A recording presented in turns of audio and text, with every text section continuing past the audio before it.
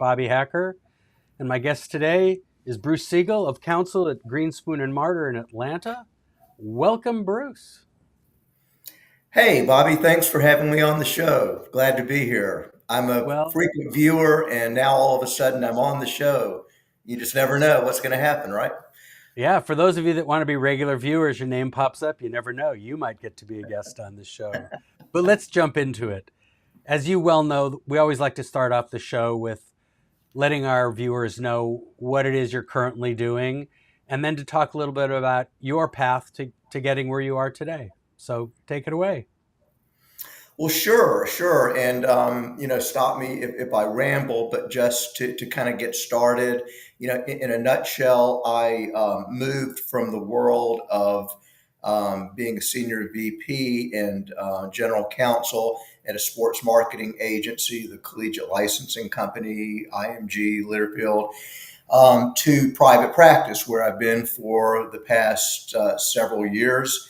And my focus at Greenspoon Martyr is I am a member of the entertainment and sports section, with an emphasis on the sports side of things, and work with a variety of companies as they navigate the world of brand licensing, brand protection, and acquiring rights with various sports organizations, and now including NIL. In my previous life, when I was senior VP and general counsel at CLC, part of my job was saying no to NIL because that was the answer. We were focused on building collegiate brands, and we were doing that before colleges and universities really knew that they had collegiate brands, because we came in, and as part of the mission of CLC, it was to really, bring together a group of colleges and universities and be an agent to assist collectively with protecting and licensing college and university trademarks. That really wasn't being done, but looking at models that were created by NFL and the other leagues, we thought, right now collegiate logos are given away for free. Maybe that's not such a good idea. Maybe we can come in and play a role in helping get our arms around these rights, further defining these rights, and providing a mechanism for companies to become licensed to use the marks of not just a couple of universities, but all of the universities that we can gain and make part of our licensing group. So there are a lot of people that don't have any background in this collegiate licensing space. And I know that in my days at Fox Sports, when we started jumping into the college football space, suddenly CLC became the name that I had to know, because became, in essence, and correct me if I'm wrong, almost a collegiate clearinghouse for use of marks, trademarks, and to license those for various uses within a broadcast. Is that a pretty fair statement of what CLC was launched to do, and as far as I know, still does? Yeah, I think that is accurate. A clearinghouse, back in the earlier days when we were going out and bringing licensees into the fold, we were called a lot of things, and probably terms that may not have been as nice as clearinghouse. But yes, unlike the leagues, for example, where the merchandising and licensing rights are baked in, right, and so you've got with NFL, 32 clubs, and NFL properties is baked into that process. We, on the other hand, came in, and on day one we didn't represent any schools, so the entire program grew organically. Beginning with the University of Alabama, and then basically we were out looking to develop agency relationships with the colleges and universities that we represent, and we were doing that one school at a time. And over time, we were fortunate to have had a good concept that caught on, hit a tipping point, and then we grew very quickly in the late '80s, early '90s to represent a large group of colleges and universities, and we're able to develop that presence in the marketplace that sort of positioned us as a licensor in the space of college, equivalent to or similar to and recognized like the leagues, but doing what the leagues were doing at the collegiate level. It seems to me that at that time, the time frame that you're talking about when CLC was launched, was really, I think, a huge tipping point in college sports because less and less of the public universities were receiving money from the state at the level that they had. So universities needed another source of income. And it seems that CLC came along offering them something that they'd never considered, namely that they had a valuable asset that they were underusing and undervaluing. Yeah, and even even beyond that, and what resonated even more initially with universities is hey, here we are in a world where you have very well known and highly recognized names and logos and symbols and mascots, and unless you formalize your rules of the road, so to speak, as to how those logos can be used, you're at risk. And in this world where collegiate athletics with television deals and is exploding in popularity, it really behooves you to take steps to protect your marks. And we can help you do that. We can help you, suggest ways to register your marks, suggest ways to structure agreements with licensees, and help you get your arms around all of this before it completely gets away from you. And so it was, really an issue of convincing schools that, again, they knew they had logos, but they didn't necessarily know that they could stop other people from using them and form programs such as ours for licensing and for generating royalties.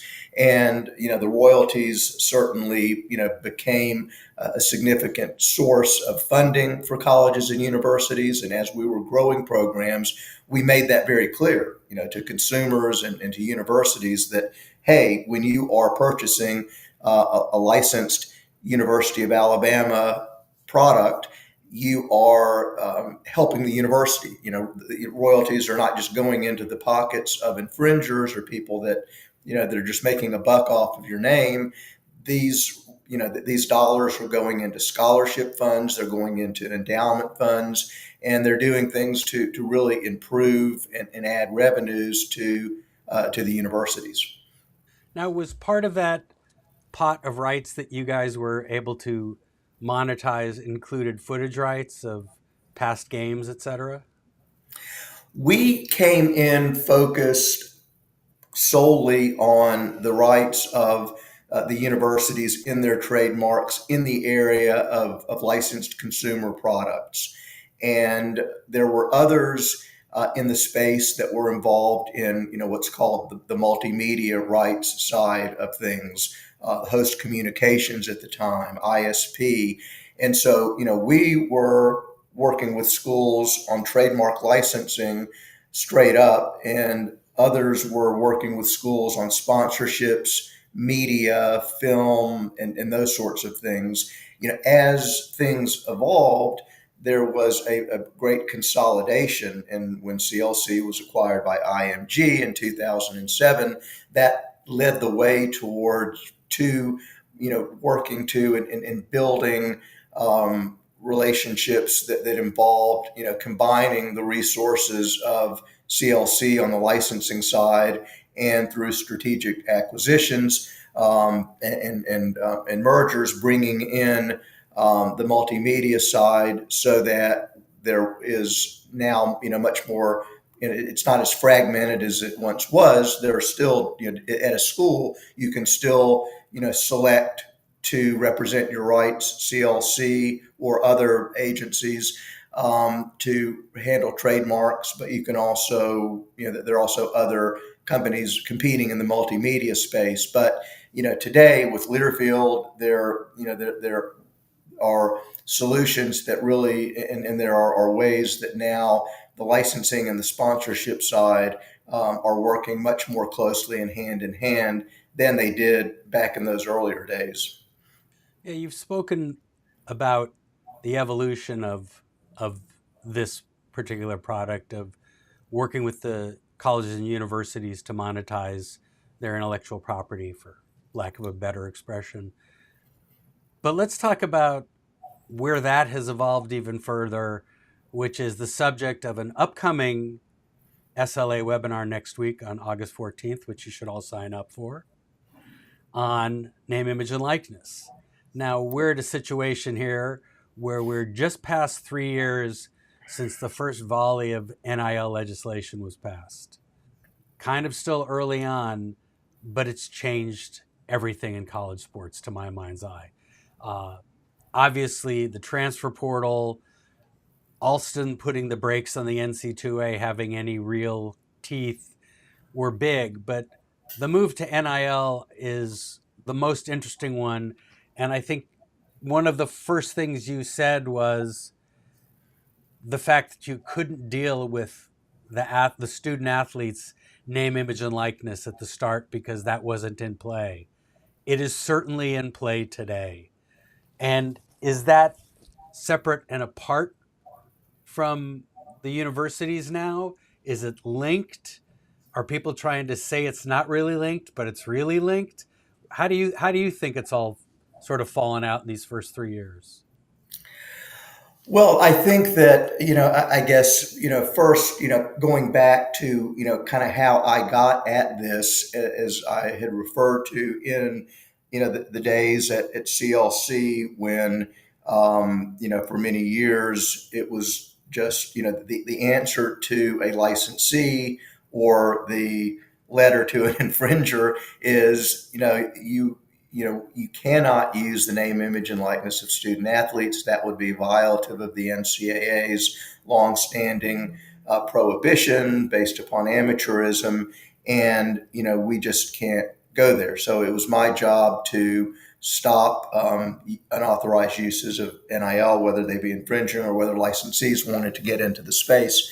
But all of that, did, as you mentioned, come to a very dramatic change July 1, 2021, when, as a result of, as you alluded to, Alston, just a confluence of events, states beginning to, to question whether NIL should be prohibited in their state. All of this led to a big change such that now things are, essentially, opened up for the use of it and the ability to, for student athletes to monetize and to enter into deals with respect to their NIL. And this is, this has come as a big change. For me, I've gone again from having to be the person saying no to the person, working with licensees and others in the space as to how best to navigate that process. If you want to, as a licensee, as a sponsor, engage with student athletes and be in this space, how do we do that, both in terms of, what's the business case and what are the, the rights acquisition issues that you have to go through? Are we working with just the student athletes? Where do the schools come in? And that's where I've come in to help navigate the process. Because again, from an intellectual property perspective and from a licensing sponsorship perspective, you're dealing with two sets of intellectual property, right? When you're working to clear the rights to use NIL, the name, image, and likeness of a student athlete, that's in the area of personal rights, rights of publicity. Certainly, there are trademark issues that come in to the extent that an athlete has developed a brand, that they are using their marks in connection with products and with endorsements and creating logos. There are, but the issue is that you're clearing the rights through the student athlete. That doesn't necessarily give one the rights to use the marks. And so early on in the process, there was a real question about whether, the NCAA might try to prohibit that, whether schools might not want to go there. But right now, to do a really complete fulsome deal, whether it's licensing, sponsorship, or the others, I think people are recognizing more and more that co-branding is the way to go, which means that as a licensee or a sponsor, you're acquiring the NIL rights on the one hand, you're also acquiring the intellectual property rights, the trademark rights, if you will, of the college and university, so as to be able to put the athlete in the context of his or her university, whether it's jerseys, whether it's video games, whether it's trading cards. This is a situation where it's beneficial to certainly for a licensee and for a program to be able to have the full availability of both the student athlete NIL rights and the college and the rights of the college and university logo rights. I know in professional sports, and everybody understands that because those are unionized entities that have collectively bargained for group licensing rights and whatnot, making it relatively easy for sponsors to utilize those assets in deploying campaigns, for example. It's different in college sports because even though we've had some indication, Dartmouth case in particular, that the students are employees, they have the right to bargain, et cetera, et cetera. We're moving to a place where we may get there, but as of today, I don't see that those rights exist, and so that you would need to go to each individual athlete to utilize them in a campaign. Is that the sort of state of affairs we're in right now? Well, yeah, there are group licensing, opportunities available, and others that are emerging. You've got Brandar, you've got One Team, and these are situations where rights to the rights to multiple student athletes have been acquired, and therefore can be can be utilized. Again, the quintessential example being, for video games, it would be very difficult if EA had to go out and, not just clear the college and university logo rights, which of course was the case before, before the recent change where NIL is now available to EA for video games. But now that those rights are available, rather than going from person to person, EA has gone through one of the group licensing entities and have therefore been able to clear rights to have athletes opt in, but on a large scale. As opposed to one to one. So that's for the licensing rights. I mean, certainly in terms of things like negotiating and collective bargaining, and organizations like athletes.org that are looking to get into that space to help potentially have student athletes negotiate and be involved in what their future relationships are going to be and their rights are going forward. Those are the issues where the dust is settling, and the employment issues come into play, both in terms of the issues with respect to the Fair Labor Standards Act, and the ability to and the question as to whether or not you should be able to at least earn a minimum wage on the one hand, and then on the other hand, the issue of the National Labor Relations Board and the question of collective bargaining on the union side. Both of those employment cases are going forward simultaneously. Nothing has been completely resolved there, and that is one of, not to steal the thunder of our program coming up tomorrow, but which hopefully you will tune into. We will be I signed up. navigating the I signed landscape. up. Oh, I good, signed good. up for. We will be navigating this landscape, and we will be hearing from, and I'll be glad to mention specifics of that program if you would like. This is your show. Tomorrow will be mine.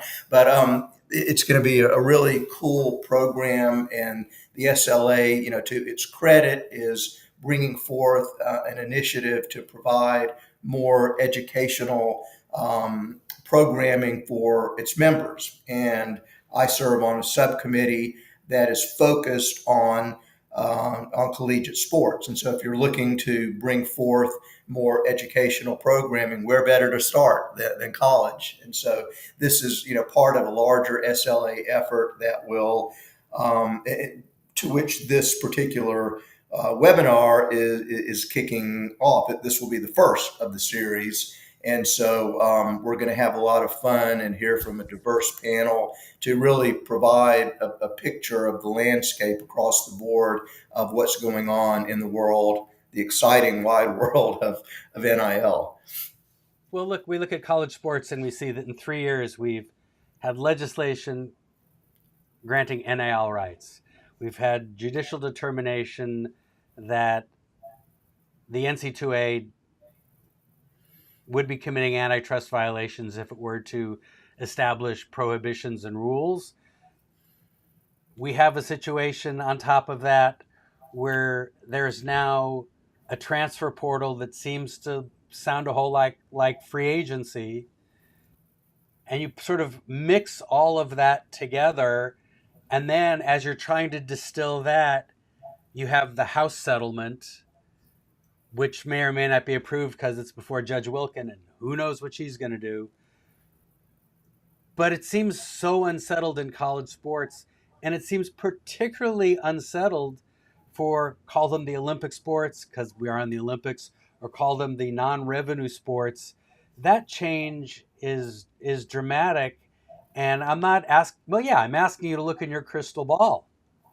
Where do you think this is going to go based upon this House settlement and this claim of distribution of a lot of money across all the conferences, particularly the Power Four, I guess we can say now? Where do you see this shaking out?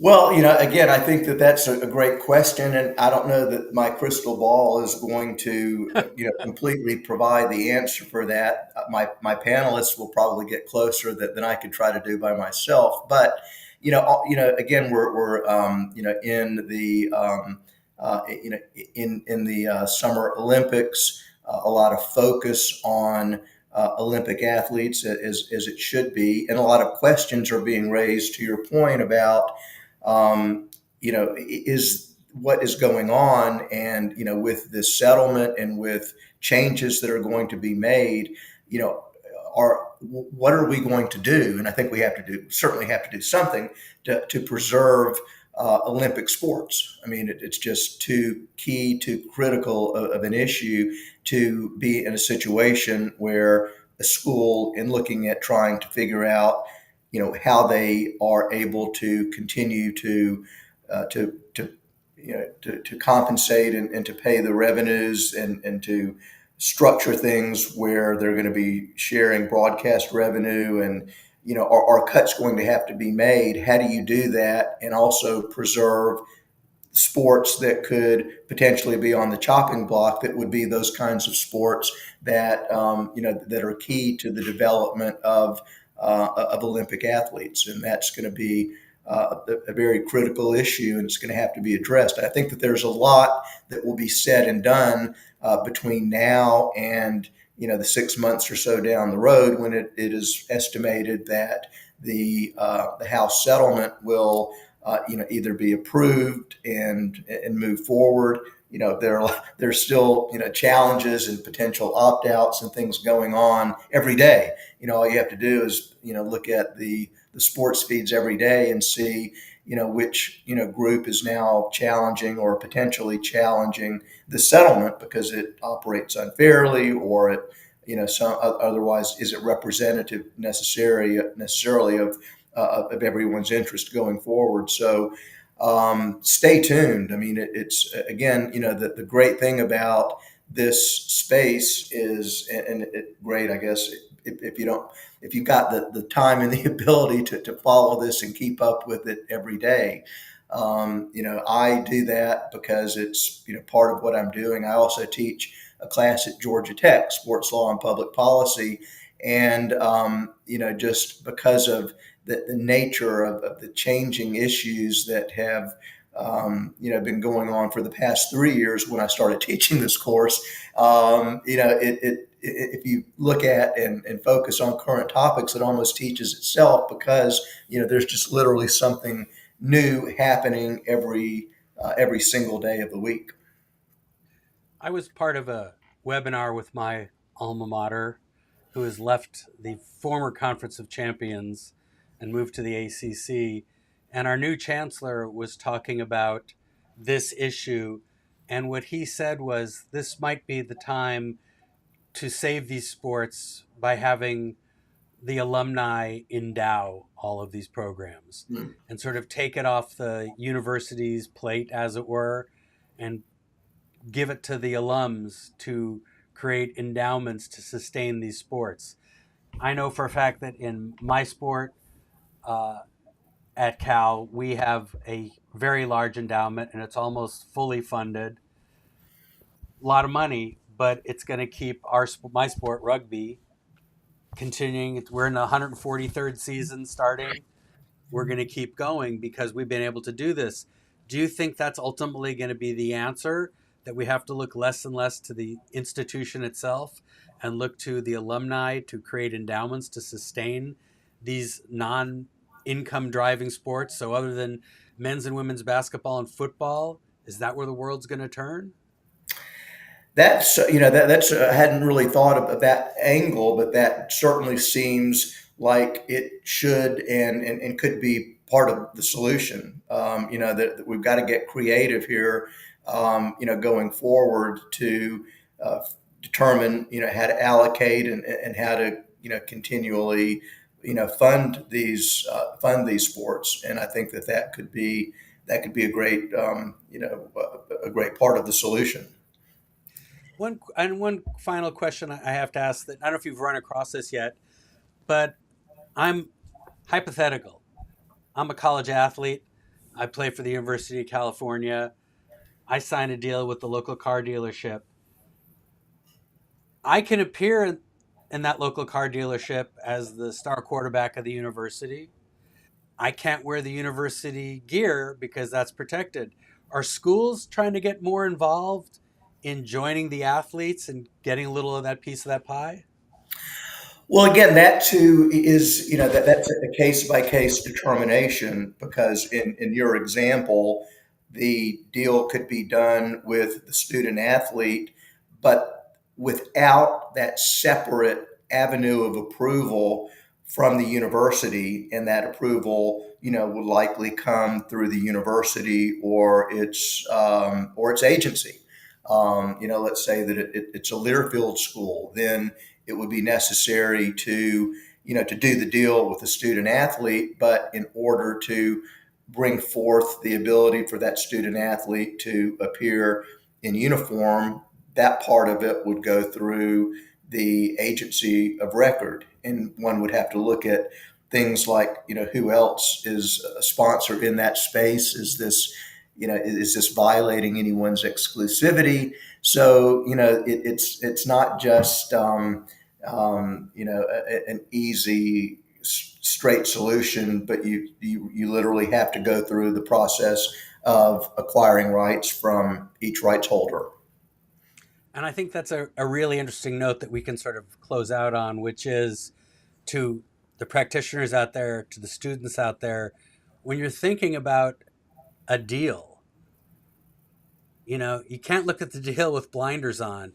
It's not just person A wanting to utilize person B or company A wanting to use person B to do something. You have to say, well, if I'm the company licensing it, am I violating somebody else's rights?